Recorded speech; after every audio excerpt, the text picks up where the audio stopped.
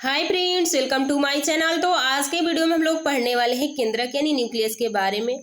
आप लोग चैनल पे जाइए, जरूर देखिए सारी जो कोशिकाओं के बारे, जैसे एंडोप्लाज्मिक रेटिकुलम हो गया, लाइसोसोम हो गया, रिक्तिकाएं हो गया, तो इसके बारे में बिल्कुल डिटेल से पढ़ाया गया है। इन वीडियो को देखने के बाद आपकी एक भी क्वेश्चन नहीं छूटेंगे, तो ये छोटी छोटी वीडियो आपके लिए काफ़ी हेल्पफुल हो जाएगी। तो आज हम लोग पढ़ने वाले हैं केंद्रक यानी न्यूक्लियस के बारे में। तो देखिए, कोशिका में केंद्रक का सर्वप्रथम खोज रॉबर्ट ब्राउन ने सन 1831 ईस्वी में की थी। वेलर के अनुसार यह कोशिका द्रव्य यानी साइटोप्लाज्म से घिरी एक ऐसी रचना होती है जिसमें कोशिका विभाजन के समय गुणसूत्रों का उदय होता है। अगला देखिए क्या कहा है, कोशिका द्रव्य यानी साइटोप्लाज्म में दबी हुई गोल वृत्ताकार अंडाकार तस्तरी नुमा या लंबी चपटी एक संरचना पाई जाती है जिसे केंद्रक कहते हैं। यह कोशिका का सबसे महत्वपूर्ण अंग है जिसके द्वारा कोशिका में होने वाली समस्त जैविक क्रियाओं का नियंत्रण किया जाता है। इसी कारण इसे कोशिका का नियंत्रण कक्ष यानी कंट्रोल रूम कहते हैं। इसको कोशिका का ब्रेन भी कहा जाता है केंद्रक को। साधारणतः एक कोशिका में केवल एक केंद्रक पाया जाता है, जैसे हरी शैवाल क्लेडोफोरा, किंतु कुछ कोशिकाओं में दो या दो से अधिक केंद्रक भी पाए जाते हैं। कुछ जीवित कोशिकाएं जैसे स्तनधारियों के लाल रुधिर कणिकाएं यानी आरबीसी में, आपको पता होगा कि ब्लड आरबीसी डब्ल्यूबीसी प्लेटलेट्स होता है, तो आरबीसी में केंद्रक पूर्णतः अनुपस्थित होता है। ऐसी कोशिकाएं अकेंद्रीय यानी यानी यहाँ पे कहा जाता है इन न्यूक्लियोटेड कहलाती हैं। केंद्रक का सबसे महत्वपूर्ण कार्य जीवों के पैतृक लक्षण यानी पेरेंटल करेक्टर्स को नई संतति यानी न्यू जनरेशन में भेजता है। इसका साइज देखिए क्या होता है। तो केंद्रक के आकार के बारे में कुछ निश्चित नहीं बताया जा सकता, क्योंकि इनका आकार कोशिका द्रव्य के बढ़ने पर बढ़ता है जबकि कोशिका द्रव्य के आयतन घटने पर घटता है। किंतु एक अनुमान के अनुसार केंद्रक का आकार 1/1000 मिमी से 12 mm तक हो सकता है। केंद्रक की संरचना देखिए, स्ट्रक्चर ऑफ न्यूक्लियस। प्रत्येक कोशिका की दो प्रवस्था फेज होती है, अंतरावस्था यानी इंटरफेज एवं कोशिका विभाजन की प्रवस्था पीरियड ऑफ सेल डिवीजन। अंतरावस्था दो क्रमिक विभाजन के मध्य की प्रवस्था होती है। यह कोशिका की सर्वाधिक लंबी प्रवस्था होती है। केंद्रक की संरचना का अध्ययन इसी अंतरावस्था में किया जाता है। अंतरावस्था में केंद्रक का इलेक्ट्रॉन सूक्ष्मदर्शी से अध्ययन करने पर यह निम्नलिखित 4 भागों से बना हुआ दिखाई देता है। अगला देखिए, इसका पहला क्या होता है, तो केंद्रक कला यानी न्यूक्लियर मेम्ब्रेन, यानी केंद्रक के ऊपर क्या होती है, एक लेयर लगी होती है, उसे बोला जाता है केंद्रक कला। यह केंद्रक के चारों ओर पतली दोहरी झिल्ली के रूप में होती है। इसे कैरियोथिका भी कहते हैं। प्रत्येक झिल्ली लाइपोप्रोटीन से बनी एक इकाई कला होती है। केंद्रक के जीव द्रव्य को केंद्रक द्रव्य कहते हैं। प्रत्येक झिल्ली लगभग 75 से 90 एंगस्ट्रॉम मोटी इकाई झिल्ली होती है। यहाँ पे आप देख सकते हैं।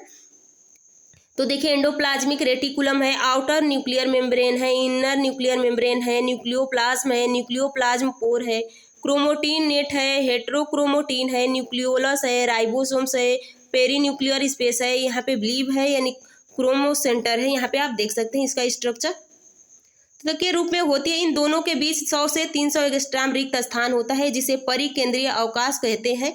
नाभिक झिल्ली में आगे देखिए, प्रत्येक स्थान पर लगभग 400 एंगस्ट्रॉम के छिद्र पाए जाते हैं जिन्हें नाभिकीय छिद्र यानी न्यूक्लियर पोर कहते हैं। नाभिकीय झिल्ली विभेदिक पारगम्य यानी डिफरेंटियल परमिएबल होती है, जिससे कोशिका द्रव्य और नाभिकीय द्रव्य के बीच महत्वपूर्ण अणुओं का आदान प्रदान होता रहता है।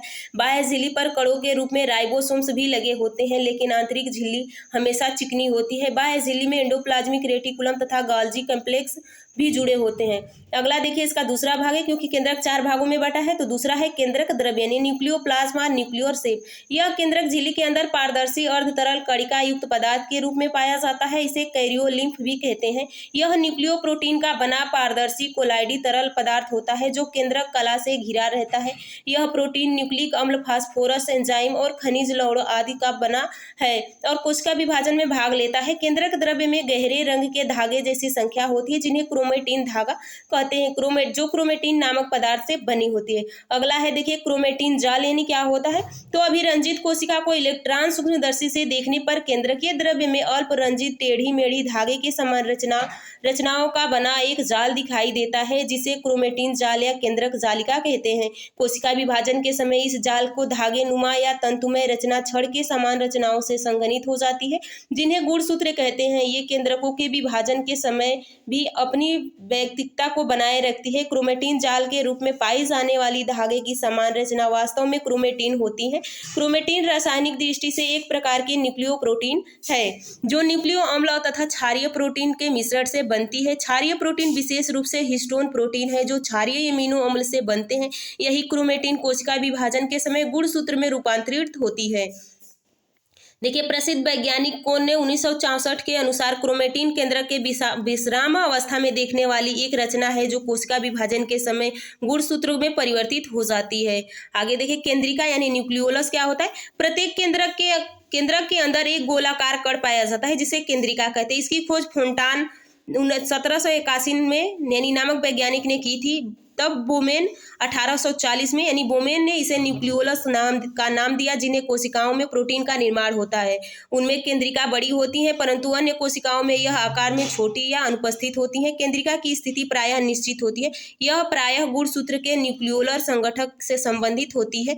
यहाँ पे देख सकते हैं, देखिए यहाँ पे है मैटर्स है, ग्रेनुअल प्रोटीन्स है, फाइब्रिन प्रोटीन्स है, आरएनए फाइबर्स है, क्रोमेटिन प्रोटीन्स है।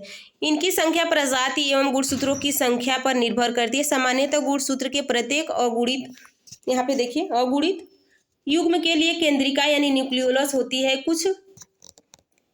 कुछ जीवों में गुणसूत्र के प्रत्येक अगुणित युग्म के लिए 2 या 2 से अधिक केंद्रिका भी हो सकती हैं। मनुष्य में प्रत्येक द्विगुणित केंद्रक में 2 जोड़ी केंद्रिकाएं पाई जाती है। केंद्रिकाएं प्रोकैरियोटिक कोशिकाओं में नहीं पाई जाती हैं तथा कोशिकाएं विभाजन के समय यह गायब हो जाती हैं।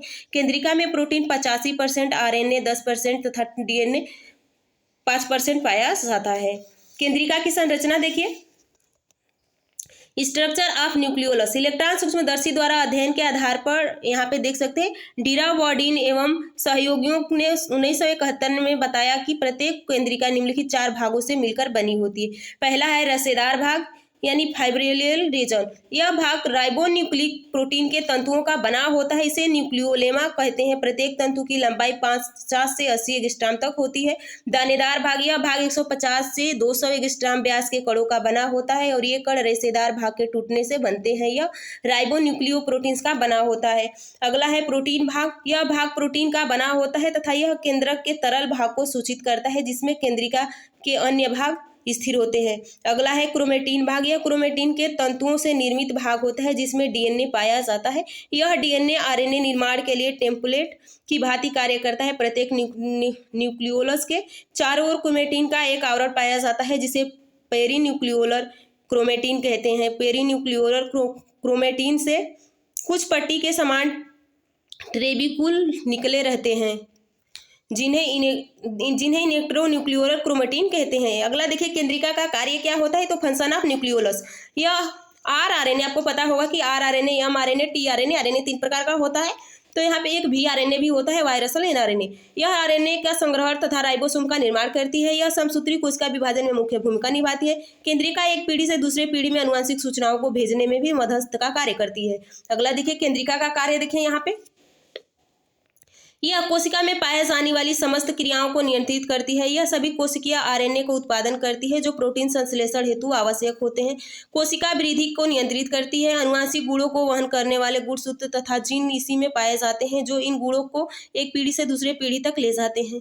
केंद्रक कोशिका विभाजन की महत्वपूर्ण कार्य करता है। ये कुछ इंपॉर्टेंट है। तो देखिए, केंद्रक की खोज रॉबर्ट ब्राउन ने की थी। यह 2 कला वाला सबसे महत्वपूर्ण कोशिकांग है जो कि समस्त जैविक क्रियाओं को नियंत्रण रखता है। केंद्रक में डीएनए का 10% भाग होता है। मनुष्य के त्वचा की बाहरी परत तथा नेत्र के लेंस की कोशिकाओं में केंद्रक का अभाव होता है। केंद्रिका केंद्रक के अंदर उपस्थित काला रहित संरचना होती है। अगला देखिए, प्रत्येक कोशिका में केंद्रिकाओं की संख्या में केंद्रक की उपस्थिति गुणसूत्रों की अगुणित संख्या के बराबर होती है। केंद्रक की खोज केंद्रिका की खोज फोंटान ने किया था। 1781 में नामक वैज्ञानिक ने की थी। केंद्रिका मुख्यतः डीएनए, आरएनए एवं प्रोटीन की बनी होती है। केंद्रिका का प्रमुख कार्य प्रोटीन निर्माण के लिए आवश्यक सभी प्रकार के आरएनए का निर्माण करता है। तो उम्मीद करती हूँ ये सारे पॉइंट आपको समझ में आ गए हो। ऐसे वीडियो पाने के लिए आप चैनल को सब्सक्राइब और वीडियो को लाइक कीजिएगा। बहुत जल्द हम लोग मिलेंगे।